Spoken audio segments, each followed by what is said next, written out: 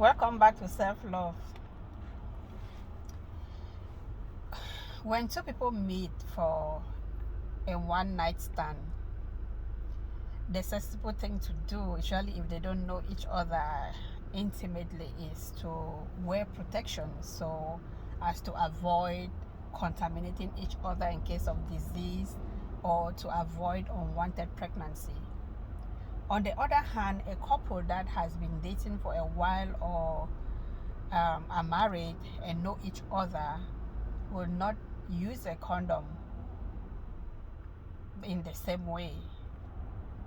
That condom is like a barrier that stops unwanted pregnancy or disease, but at the same time, it stops that flesh to flesh contact that creates heightened pleasure. That condom represents the way we as human beings have built barriers and lifted walls around ourselves to protect ourselves from probably being influenced or influencing.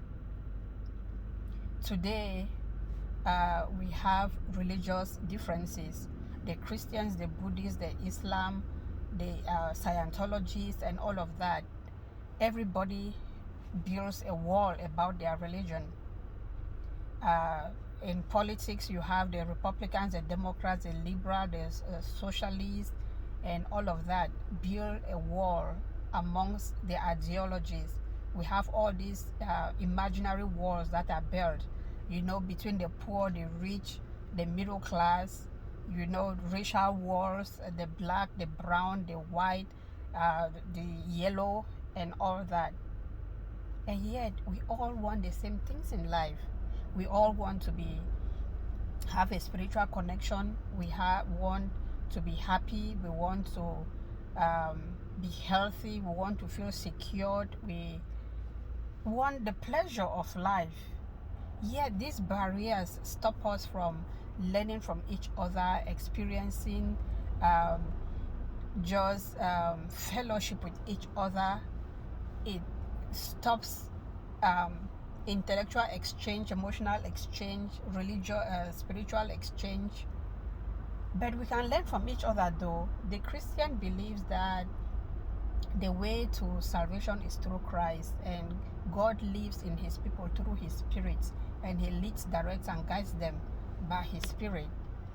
The Buddhists can meditate for a long time and be engulfed in the spirit world and have probably practices that make them connected to God.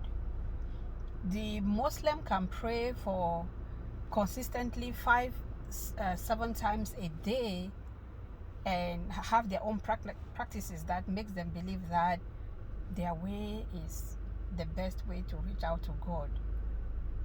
But then if the Christian were to learn from the Buddhists, meditating for hours or effectively, that will help their Christian faith. And if they can consistently pray the way the Muslims pray at intervals, and that will help their work. So a Muslim can learn from the Christian and the Buddhist can learn from the Christian and the Muslim. But why do we build all these imaginary walls where we feel like we are the ones doing the right thing?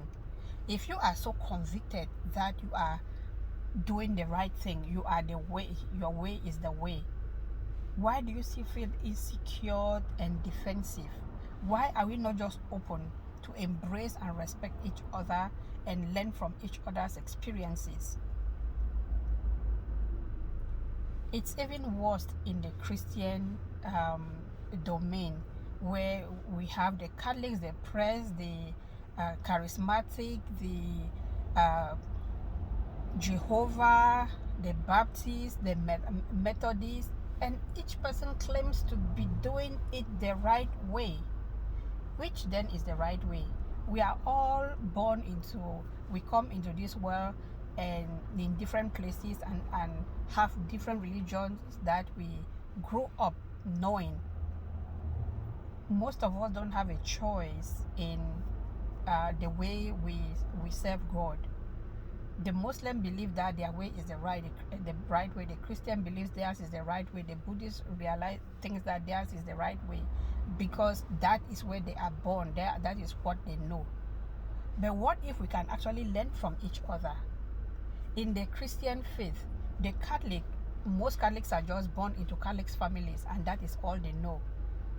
Why can't we be open to learn from each other instead of being in that place of superiority where we feel like we are the ones doing the right thing?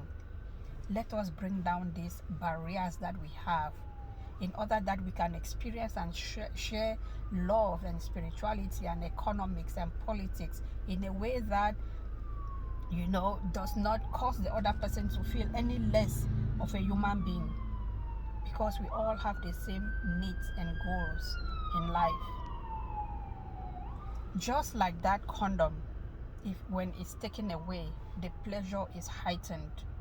There is the possibility of reproduction taking place, new life, growth takes place, the procreation, creation takes place.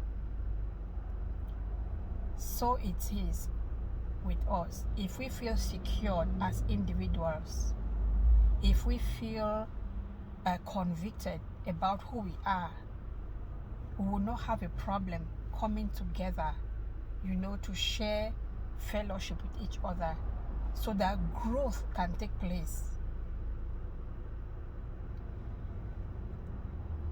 We now live in a big world that seems like a global village. We should realize that we need each other. It comes from us as individuals getting to know ourselves and be secured about who we are as individuals in order to be able to reach out to the next person and share the love and the experiences that we have. If we stand in the attitude of I know it all, I am the one doing it the right way, we all stand in our separate places and there is no coming together. Like the condom that separates the woman's semen from the man's, there is never going to be any procreation. There is never going to be any growth. Let us bring down our imaginary walls. Let us this color, this racial thing that is almost destroying the world. I am black, I am white, I am green, I am yellow, I am brown, and I'm better. It's not going to serve us anything. We are teaching our children hate. We are teaching our children, to be isolated. Let us embrace ourselves and see ourselves as human beings with the same needs and desires and goals and plans.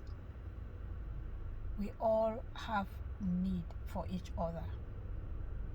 If we start one person at a time to bring down our walls, we'll realize that the next person is just as vulnerable as we are, and we need each other.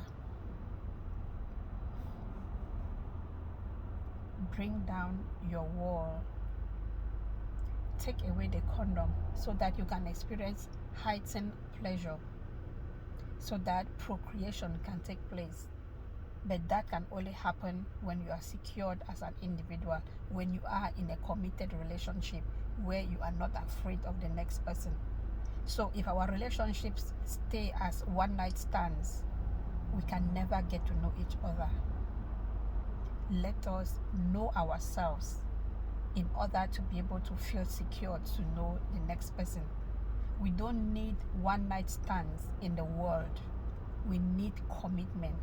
We need security. We need authenticity. We need to know who we are. Trust ourselves to be able to trust the next person. If we all loved ourselves, trusted ourselves like people in committed relationships, we will not be afraid to commit to the next person and believe that they too are in the same place where we are and need each other. Well, if you like my video, subscribe to my channel so that we can spend some time together. You share, like, dislike, comment, and encourage. God bless us all. Thank you.